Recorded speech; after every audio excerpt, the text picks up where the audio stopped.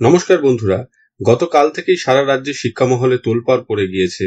SSC, নন SSC, এসএসসির আগে যারা রিক্রুটেড সমস্ত ইন সার্ভিস স্টাফদের, বিশেষত টিচারদের সমস্ত যে ডেটা তাদের নিয়োগ সংক্রান্ত তার হার্ড কপি জমা দিতে হবে ডিআই অফিসগুলোতে এবং অনলাইনের আইএসএমএস সিস্টেমে সেগুলোকে আপডেট করে দিতে হবে। এখন এই বিষয়ে অনেকেই অনেক রকম মন্তব্য করছেন, এটা ঠিক কি সংক্রান্ত বিষয়ে অনেকেই বুঝতে পারছেন না। তো আমি পুরো বিষয়টা আপনাদের সামনে ইন এ নাটশেল তুলে ধরার চেষ্টা করছি যে কোথা থেকে কিভাবে এই ইভলিউশনটা হলো, কিভাবে সমস্ত ইন সার্ভিসদের এই ডকুমেন্টগুলো ভেরিফিকেশনের বিষয়টা চলে এলো। পাশাপাশি আমাদের খুব সাম্প্রতিক অতীতেই যে লাস্ট 2016 এসএলএসটি তে 9, 10, 11, 12 এর রিক্রুটমেন্ট হয়েছিল, group C, group D, third RLST তে রিক্রুটমেন্ট হয়েছিল, সেগুলোর পুরো প্যানেলটাই বাতিল যাওয়ায় আমাদের অনেকের মনেই অনেক রকম আশঙ্কা, আতঙ্ক কাজ করছে। সেজন্য এই ভিডিওটি দেখলে অনেক প্রশ্নের উত্তর, যে প্রশ্নগুলো আপনাদের মনে ঘুরপাক খাচ্ছে, হয়তো আপনারা পাবেন। এবং এই ভিডিওটি শেষ পর্যন্ত আপনারা দেখুন পুরোটা, তাহলে পুরো বিষয় সম্পর্কে একটা সামগ্রিক ধারণা তৈরি হবে।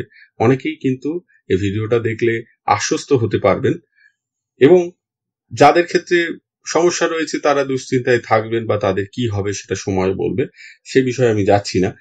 তো এই কেসটা কিন্তু অ্যাকচুয়ালি ছিল ওয়ার্ক এডুকেশন ফার্স্ট এসএলএসটি অ্যাপয়েন্টমেন্টকে কেন্দ্র করে, যেখানে প্রথমেই 21 ডিসেম্বর 2022 অনিমেষ তিওয়ারি এবং আশিস তিওয়ারি, আপনাদের এই পিতা পুত্র জুটিকে মনে আছে নিশ্চয়ই। আশিস তিওয়ারি গোথা এআর হাই স্কুলের হেডমাস্টার মশাই মুর্শিদাবাদের, তিনি তার পুত্র তার স্কুলে কাজ করছিলেন অনিমেষ তিওয়ারি, তার বিরুদ্ধে অভিযোগ ওঠে যে তিনি এসএসসি পরীক্ষায় দেননি এবং অ্যাপয়েন্টমেন্ট পেয়েছেন। এই অ্যাপয়েন্টমেন্টটাকে চ্যালেঞ্জ করে ওয়ার্ক এডুকেশনে প্রথম কিন্তু কেসটি দাখিল হয় এবং ঘটনা পরম্পরায় দেখা যায় এরপরে যে তিনি যে এসএসসি রেকমেন্ডেশন লেটারটা দিয়েছেন সেই একই নাম্বারের এসএসসি রেকমেন্ডেশন লেটার রয়েছে অরবিন্দ মাইতি বলে আরেকজনের, যিনি বেলডাঙ্গা হাই স্কুলে মুর্শিদাবাদে কাজ করে।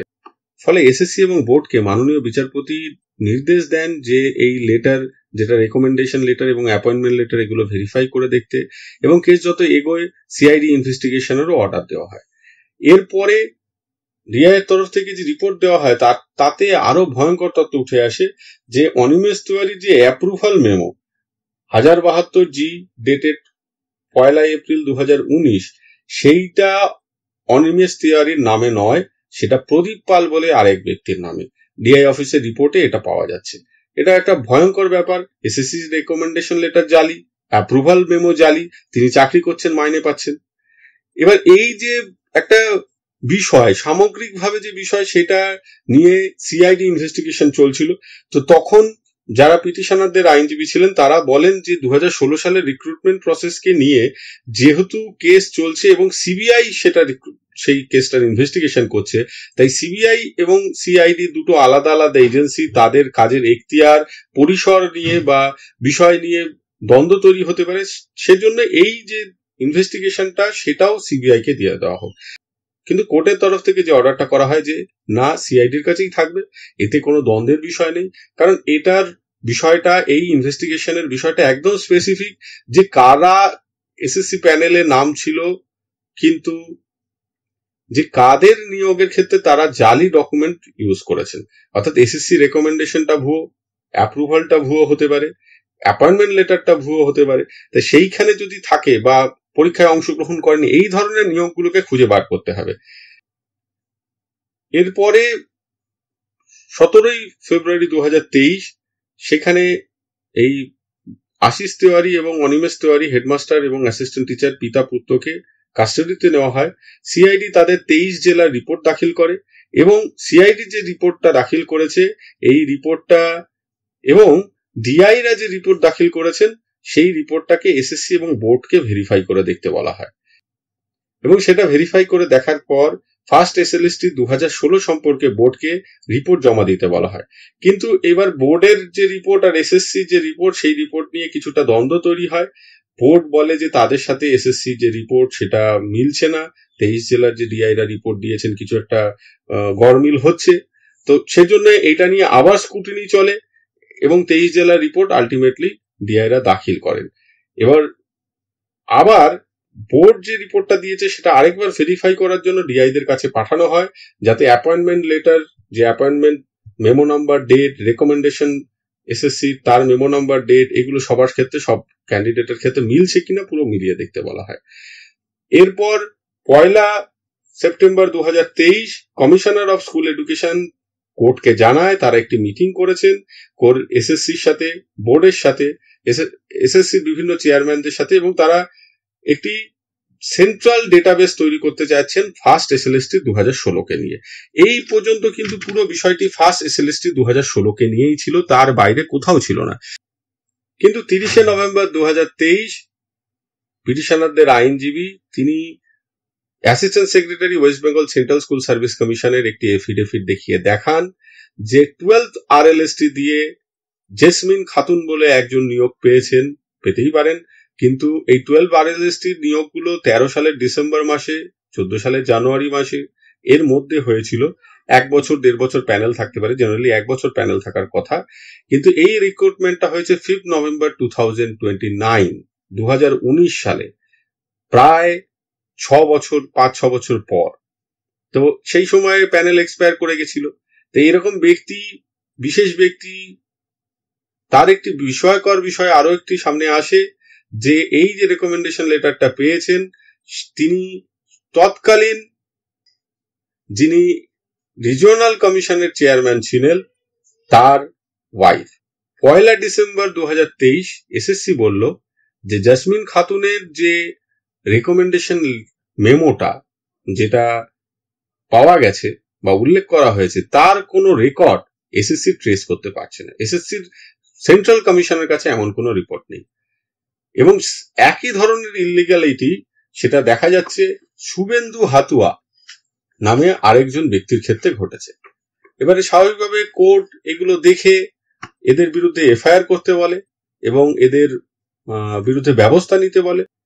এরপরে 21 ডিসেম্বর 2023 জাসমিন খাতুন এবং শুভেন্দু খাতুয়া দুটো সেপারেট ম্যাট ফাইল করে তাদের বক্তব্য না শুনেই যে তাদের বিরুদ্ধে অর্ডার দেওয়া হয়েছে সেটা বলেন, এবং তাদের বিষয়টিও এই কেসের সাথে যুক্ত হয়। তাদের বিষয়টি বিচারাধীন। এবার কি হবে বিচারে সেটা আমরা আগামী দিনে জানতে পারবো। এরপর 21 ফেব্রুয়ারি 2024 মহামান্য আদালতের মহামান্য বিচারপতি বিশ্বজিৎ বসু ডিরেকশন দেন যে একটা জয়েন্ট মিটিং করতে হবে বোর্ড, এসএসসি এবং কমিশনার অফ স্কুল এডুকেশনকে, এবং তাদের যত ডাউটফুল বা ইললিগাল অ্যাপয়েন্টমেন্ট গুলো হয়েছে গভর্নমেন্ট এইডেড স্কুলে সেটা যাতে ডিটেক্ট করা যায়, নির্ধারণ করা যায়, সেইটা স্থির করতে হবে ওই মিটিং এর মাধ্যমে। এরপর 8 এপ্রিল 2024 যে বিষয়গুলো কোর্টে উঠে আসে এবং সিআইডি যে রিপোর্ট দেয় তাতে দেখা যায় শুধু 2016 সাল নয়, তার আগের নিয়োগের ক্ষেত্রেও বেশ কিছু এরকম অনিয়ম সামনে আসে। এবারে এই বিষয়ে আমি একটি ভিডিও বানিয়েছি অলরেডি, সেই সময় দিয়েছিলাম, আমি 9 এপ্রিল দিয়েছিলাম, আমি এখানে আই বাটনে দিয়ে দিচ্ছি, ওখানে আপনারা ডিটেলটা প্রতি বিশ্বজিৎ বসু যে রায় দিয়েছেন সেটা হচ্ছে যে সমস্ত টিচারদের এই ধরনের ডেটা জমা নিতে হবে, সেটা ভেরিফাই করে দেখতে হবে এবং ডিজিটাইজ করতে হবে। সব থেকে বড় কথা, ওর জন্য আইএসএমএস সিস্টেমে এই ব্যাপারটা হয়েছে। এখন সামগ্রিকভাবে যদি আমরা বিষয়টাকে দেখতে চাই, প্রাথমিকভাবে কেসটি 2016 সালের ফার্স্ট এসএলএসটি ওয়ার্ক এডুকেশন বিষয় হয়েছিল। এই কেসটি নিয়োগ পরীক্ষায় দুর্নীতি সংক্রান্ত নয়, যেটা 2016 সালের কেসগুলো চলছে সেরকম নয়, তার থেকেও বেশি করে যেটা উঠে এসছে নিয়োগ দেওয়ার ক্ষেত্রে জালিয়াতির বিষয়টি, নিয়োগ দেওয়ার ক্ষেত্রে বা নিয়োগ হয়েছে জালিয়াতির মাধ্যমে এই বিষয়টি। এসএসসি রেকমেন্ডেশন লেটার থেকে শুরু করে অ্যাপ্রুভাল পর্যন্ত বিভিন্ন ক্ষেত্রে নকল কিন্তু যে ডকুমেন্ট সেটাকে ব্যবহার করা হয়েছে, করে সার্ভিস পেয়েছেন, তারা সার্ভিস করছেন, মাইনে পাচ্ছেন। প্রশাসনের সঙ্গে যুক্ত ব্যক্তিদের নামও এর সাথে উঠে এসেছে, যেমন প্রধান শিক্ষক, ডিআই, এসএসসি রিজিওনাল চেয়ারম্যান, অন্তত একজন করে নাম সামনে এসেছে যারা তাদের ক্ষমতার অপব্যবহার করে নিয়োগ দিয়েছেন বলে মনে হচ্ছে বা অভিযোগ উঠে আসছে। তাই ক্রমশ 2016 সাল ছাড়িয়ে আগের নিয়োগগুলোতেও প্রশ্ন উঠেছে। সম্প্রতি 2016 সালের নিয়োগ বাতিল কেসের প্রকৃতি ও ধরনের থেকে এই কেস ভিন্ন। এখানে সমগ্র নিয়োগ প্রক্রিয়া নয়, কেবলমাত্র প্যানেলে যাদের নাম ছিল তারাই নিয়োগ পেয়েছে কিনা যাচাই করা হচ্ছে, অর্থাৎ সঠিক ডকুমেন্টের ভিত্তিতে সঠিক ব্যক্তি কাজ করছে। এসএসসির মাধ্যমে যারা নিয়োগ পেয়েছেন তাদের কি কি ডকুমেন্ট মেলানো হবে? এসএসসি রেকমেন্ডেশন লেটার, বোর্ড বা এমসির তরফ থেকে যে অ্যাপয়েন্টমেন্ট লেটার দেওয়া হয়েছে সেটা, ডিআই এর অ্যাপ্রুভাল। এই তিনটে ডকুমেন্ট যদি তাদের বৈধ সঠিক হয়, মানে এখানে কোনো ডুপ্লিকেসি যদি না থাকে, তাহলে তারা বিপদে পড়বেন না। এসএসসির আগে যারা নিয়োগ পেয়েছেন তাদের ক্ষেত্রে একটা অ্যাপ্রুভাল প্যানেল হতো যেটা ডিআই অফিসে পাঠাতে হতো, সেটা মানে প্যানেলটা অ্যাপ্রুভ হয়ে গেলে নিয়োগ হতো, সেইটা অনেক স্কুলে হয়তো খুঁজে পেতে একটু সমস্যা হবে, কিন্তু খুঁজে বার করতে হবে। এমসির ক্ষেত্রে যে এমসি যে তখন অ্যাপয়েন্টমেন্ট লেটার দিয়েছিল, এই কেসগুলো তার এসএসসির মাধ্যমে হয়নি, সেই অ্যাপয়েন্টমেন্ট লেটারটা ডিআই এর অ্যাপ্রুভাল, এই তিনটে ডকুমেন্ট যদি কোনো ডুপ্লিকেসি না থাকে তাহলে কোনো সমস্যা হবে না। এছাড়া কোর্ট কেসের মাধ্যমে যারা নিয়োগ পেয়েছেন তাদের ক্ষেত্রে, তারা যদি এসএসসির মাধ্যমে নিয়োগ হয় তাহলে ওপরের ডকুমেন্টস গুলো, যদি এসএসসির আগে ম্যানেজিং কমিটির মাধ্যমে নিয়োগ হয় তাহলে এই ডকুমেন্টস গুলো, তার সাথে প্লাস কোর্ট অর্ডার, এই জিনিসগুলো রাখতে হবে। এবার এই উপরোক্ত ডকুমেন্ট গুলো সঠিক হলে এসএসসি বোর্ড ও ডিআই অফিসের তথ্যের সঙ্গে মিলে গেলে, কারণ ওরাও একটা সেন্ট্রাল ডেটাবেস তৈরি করেছে, তার সাথে ওরা মেলাবে, এইটা মিলে গেলে যেটা 99% বা তারও বেশি ক্ষেত্রে মিলবে বলেই মনে হয়, কিছু হয়তো জালিয়াতি দুর্নীতি আছে সেটা সামনে আসবে।